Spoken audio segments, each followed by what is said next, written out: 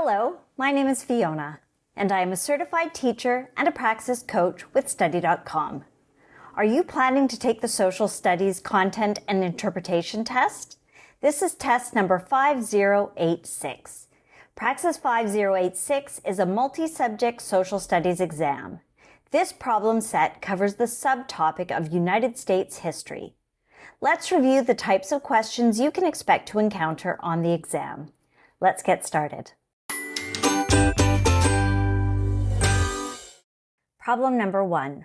Which of the following best describes a significant result of the information age?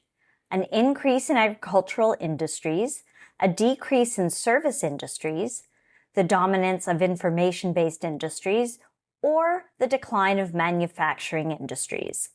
Beginning there, this is partially correct, but misleading as the primary effect.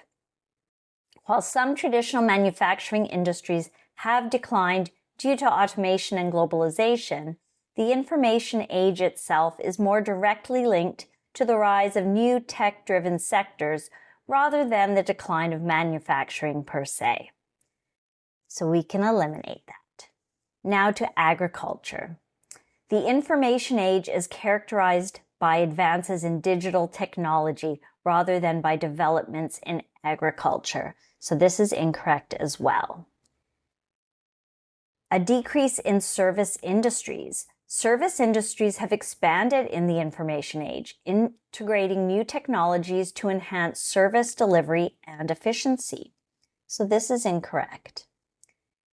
The dominance of information-based industries. The information age has ushered in an era where industries centered on data, computing, and telecommunications have become central to economic growth and innovation. Thus, the most accurate description of a significant result of the information age is the dominance of information-based industries, which captures the essence of how digital technologies have reshaped economies globally.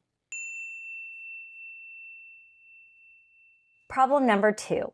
The primary reason for the conflict between Native American tribes and European settlers during the colonial period was religious persecution, cultural misunderstandings, land disputes, or trade disagreements. Starting with trade disagreements. Trade was a common area of interaction, and while disagreements did occur, they were not the fundamental cause of the widespread conflicts that characterized the colonial period. Now to religious persecution. While there were elements of religious tension, it was not the primary driver of conflict between Native American tribes and European settlers. Cultural misunderstandings. While cultural misunderstandings certainly contributed to tensions, they were not the primary cause of sustained conflicts. Land disputes. The main source of conflict arose from European settlers' expansion and their appropriation of land traditionally used or inhabited by Native American tribes.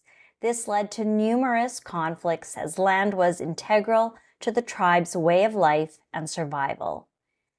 Land disputes were thus the central issue, as they directly impacted the survival and cultural practices of Native American tribes and were aggressively pursued by European settlers. Problem number 3. Which of the following events is associated with the onset of the women's rights movement in the United States? The Bleecker Street March, the Boston Tea Party, the Seneca Falls Convention, or the Second Great Awakening? Let's start there. While this religious revival movement of the early 19th century helped lay some groundwork for reform movements, including those advocating for women's rights, it was not the direct onset of the women's rights movement itself. So we can eliminate that. Now, the Bleecker Street March. This event does not appear to be historically documented and is not known as a pivotal event in the onset of the women's rights movement. So that is incorrect. The Boston Tea Party. This event was related to colonial resistance against British taxation during the American Revolution and not directly related to women's rights at all. The Seneca Falls Convention. Held in 1848, this was the first women's rights convention, which marked the formal beginning of the women's rights movement in the United States. It included the Declaration of Sentiments, outlining grievances and setting the agenda for women's rights advocacy. Therefore, the Seneca Falls Convention is directly associated as the initiating event of the women's rights movement in the United States, representing a deliberate and organized effort to address and advocate for women's rights and suffrage. Problem number 4. The primary goal of New Deal economic policies was to reduce government interference in the economy, provide relief, recovery, and reform during the Great Depression, provide relief for war-torn European nations, or promote laissez-faire economic principles. Let's start at the top. The New Deal significantly increased government intervention in the economy through various programs and regulations to address the economic crisis. So this is not correct. Next, the New Deal aimed to provide immediate relief to those suffering during the Depression, promote economic recovery, and implement reforms to prevent future economic disasters. So this is the correct answer. But let's look at the other two. Providing relief for war-torn nations. This was not a goal of the New Deal, which was focused on domestic issues within the United States. Relief for European nations was addressed later, primarily through post-World War II plans like the Marshall Plan. And promote laissez-faire economic principles. The New Deal represented a move away from laissez-faire policies, advocating instead for increased government intervention to stabilize and stimulate the economy.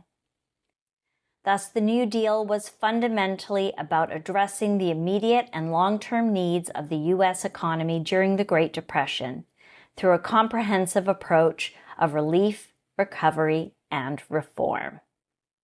I trust I was able to clarify the types of questions you will find about the subtopic of United States history on the Praxis 5086 Social Studies exam. Please remember to like and subscribe to this channel so that with Study.com's help, you will feel confident and prepared on exam day. Bye for now.